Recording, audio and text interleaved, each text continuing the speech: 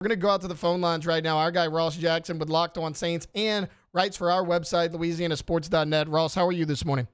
Hey, man, doing great. Thanks so much for having me. Thanks for your patience. Yeah, absolutely. Thanks for kind of shifting things around. I know it's a busy morning for you because, well, it's a busy week for the New Orleans Saints, Ross. Training camp coming up.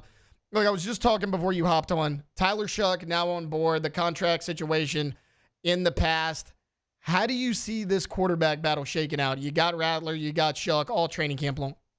Yeah, look, I think that it's going to be a very good quarterback battle. I think both of these quarterbacks performed well throughout OTAs and minicamp, with Spencer Rattler maybe having the slight edge as a guy that came in with a little bit more experience, more rhythm to his game, all those other things, right? He's seen the NFL game and the NFL speed already for a few games. And so I think all of that kind of goes in the credit of Spencer Rattler. But look, I think ultimately this is a little bit more of an uphill battle for Spencer Rattler than it is anything else because of the investment in Tyler Shuck. And I'm not even talking about the contract, right? Like the guaranteed contract was really a conversation of like 8%. He was either going to get a 100% guaranteed deal or he was going to get like a 90-something% guaranteed deal.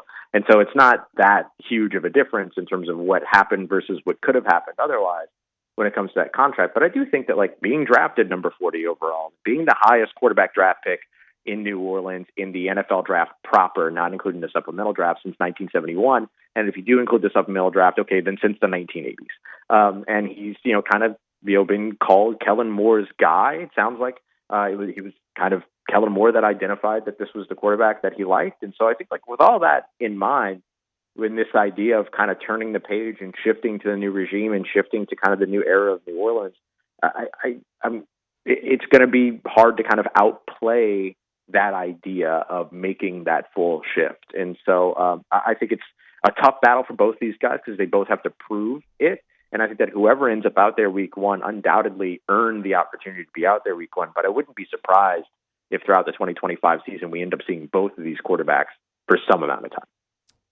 Ross, all the talk obviously is going to be around the quarterback battle because it's the position with the most eyeballs on it, right? But as far as the guys protecting them, the Saints offensive line, we know what it's been the last couple of years. It's been pretty makeshift, but you draft Kelvin Banks in the first round. You're trying to improve that. Maybe going into training camp, what is your level of optimism for this group? Yeah, look, it's funny. I think that the offensive line is both a source of optimism and anxiety for a lot of folks. Right. It kind of bridges the gap between both of those things because of what's happened in the past, and in particular, the injuries and kind of the drop off from the starter unit to the backup unit. And look, there's a reason why players are starters, and there's a reason why players are backup. There's always going to be some level of drop off. But when you got to the point last year where you were signing guys on Tuesday to play on Sunday, it was a little tough, right? And so I think that for New Orleans, really, this one, like the sign of optimism around all of it is that the Saints have kind of reshuffled things around, but are still returning 4 of their 5 starters from last year. Even though 2 are going to be starting in different places, it feels like there's still a level of continuity there. They get a top 10 tackle selection that was the Outland Trophy winner, that was the Lombardi Award winner, that was a consensus All-American in Kelvin Banks Jr. Like, there's good talent and a lot of investment there, first or second round picks all the way across the offensive line.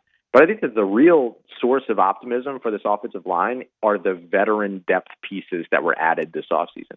Dylan Radins, Will Clapp coming back. I think that both of those guys give you a better, kind of emergency turn to, should you need to, if there be any injury on the offensive line, than where the Saints were last year. They could continue to build that up. Lael Collins was on this very station talking about how he's had conversations with Kellen Moore, and so we'll see what happens there. But I think that really the big thing is the amount of investment that was in there, and this was a team that is showing again that they would rather build from the inside out, but I feel like they were really successful in doing that this offseason. Ross, one more on the offensive side of the ball before we switch to defense. Ross Jackson, Locked On Saints, LouisianaSports.net, joining us right now. Look, as far as the receiver position, like your frontline guys, like, everybody's like, oh, you need more help. Like, these guys may not be elite, but you know what they are. Like Olave, Shaheed, Cooks, if they could stay healthy, like, they'll be fine. I want to know, like, the depth behind them. Like, is there a guy that you think maybe steps up behind those 3? Yeah, I'm really curious about Cedric Wilson Jr. this year. The last time that he was in a Kellen Moore offense was his best season, over 600 receiving yards during that time. Took a lot of his snaps from the slot, which I think could help elevate the speed of guys like Chris Olave, Rashid Shaheed, and Brandon Cooks getting to work a little bit more on the outside, though I'm sure they'll also take snaps in the slot. You got a little bit of an interchangeable, versatile room here, but I think Cedric Wilson Jr. would be somebody that could contribute there pretty well. Good blocker as well, kind of helps you expand your offensive line when he's in the slot. I think Donovan Peoples-Jones is another one that I would absolutely watch. I know he's been away from the game, but he was super impressive during OTAs, minicamp, all that.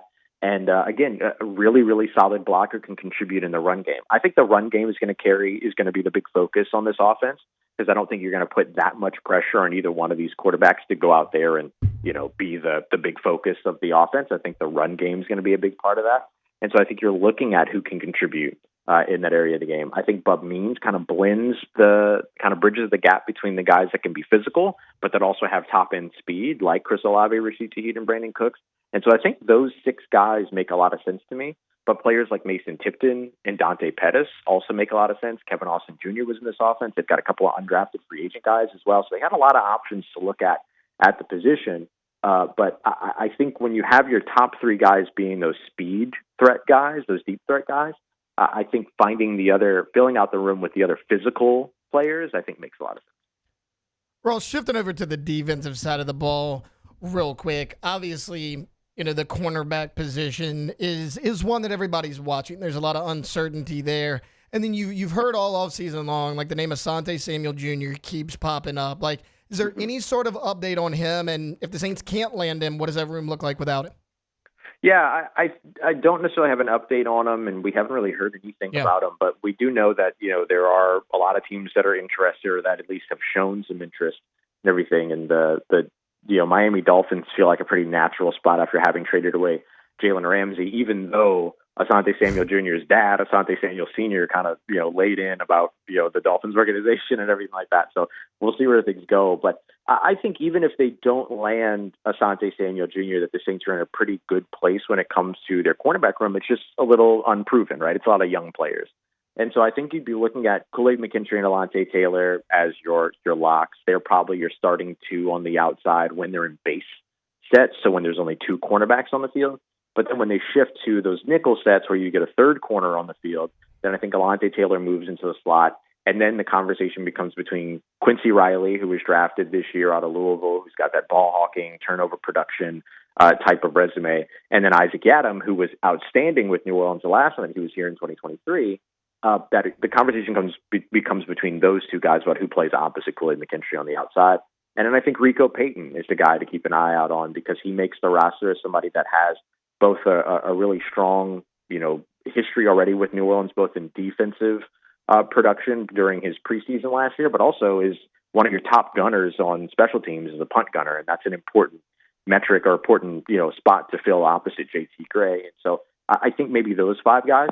And honestly, I think if you sign Asante Samuel Jr., then you just end up keeping 6 corners in that way, because I don't think Asante Samuel Jr. necessarily leaps any of those 5 guys in terms of the way that they contribute, but I think could be additive to them, and certainly would be a good, depth piece to have behind Alontae Taylor in that star role, which is going to kind of elevate his kind of disruptive game style, play style on the inside when he's in the slot under Brandon Staley. And Asante Samuel Jr. has played that position before. So I think that's probably where he would most immediately fit in, though of course he could, if signed, earn a much larger role than that as well. Ross, obviously, we started this interview talking Tyler Shough, Spencer Rattler. So as far as rookies go, yes, Shuck's going to have the spotlight on him, but outside of Tyler Shough, maybe like another rookie that the Saints brought in, it could be a draft pick, it could be an undrafted guy. Is there a rookie you're keeping an eye on? Yeah, I mean, Kelvin Banks Jr.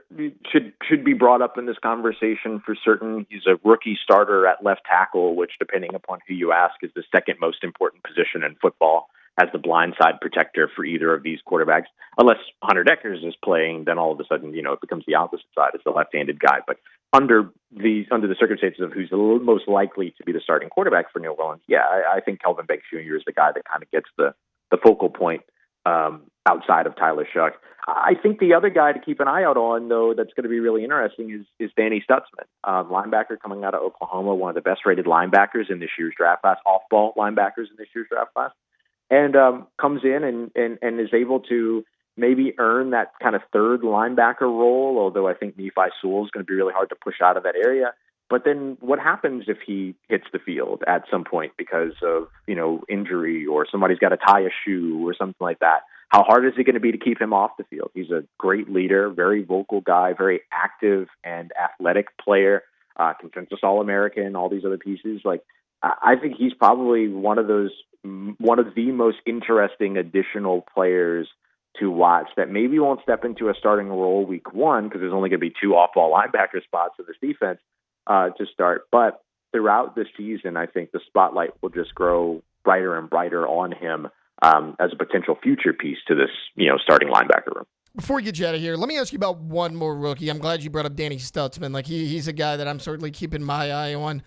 Mm-hmm. Look, you bring in Justin Reed in the offseason. You already have Tyron there. You already have Jordan Howden there. But, like, I keep hearing so much about Yonas Sanker and his potential. Like, what do you like about Sanker? You think he has a legitimate role on this team this season? Yeah, I think he could because of the fact that he can play in so many different areas and that you can deploy him in so many different ways. He can play in the slot. He can play deep. He can play down in the box. He can rove in the middle of the field. Like, there's so many different things that you can do with him. So he becomes this really interesting kind of, defensive chess piece in a way. I don't want to compare him to Taysom Hill, but like there's such an urge to do that because you can just kind of move him around and use him in 3 or 4 different places. But I think that because of that, where he becomes most helpful and where he kind of earns his role probably from the beginning is dime packages, being able to get him out on the field when you need 6 DBs, defensive back.